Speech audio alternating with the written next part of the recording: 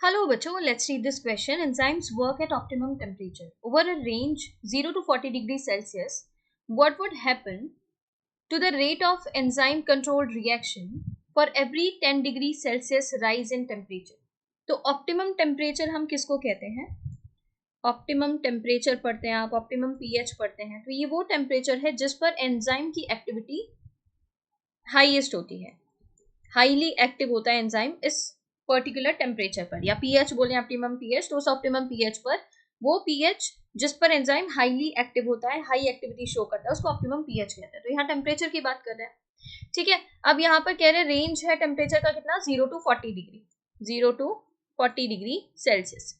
What would happen to the rate of enzyme controlled reaction for every 10 degree rise in temperature.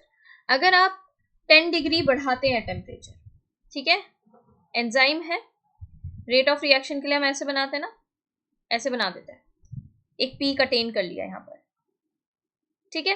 Peak कब attain करेगा, जब वो अपना optimum temperature है उस पर हाईएस्ट एक्टिव होगा। उसके बाद अगर आप टेम्परेचर बढ़ा रहे हैं ना, यहाँ टेम्परेचर है, यहाँ एक्टिविटी है एंजाइम की, रेट है एक्टिविटी, ठीक है।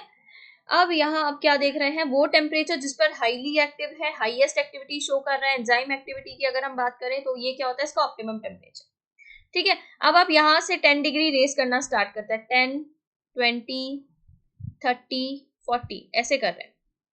ऑप्टिमम टेम्परेचर सोचिए एंजाइम का है 40 डिग्रीज का ऑप्टिमम टेम्परेचर है, मतलब 40 डिग्री पर हाईएस्ट एक्टिविटी शो कर रहा है। अब जैसे जैसे टेम्परेचर बढ़ाएंगे एंजाइम की एक्टिविटी इंक्रीज होगी, क्योंकि वो अपने ऑप्टिमम टेम्परेचर की तरफ जा रहा है।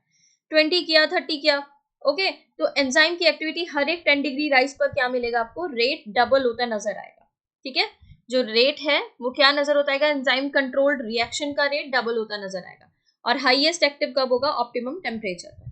इसके बाद अगर आप टेम्परेचर बढ़ाते हैं तो आप कोई इंक्रीज नहीं देखेंगे, आप फॉल देखेंगे, ठीक है।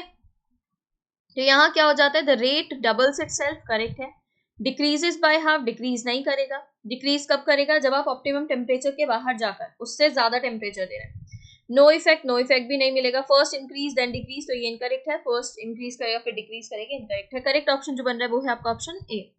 इसके regarding information new NCERT class 11 page number 113 पर गिवन है।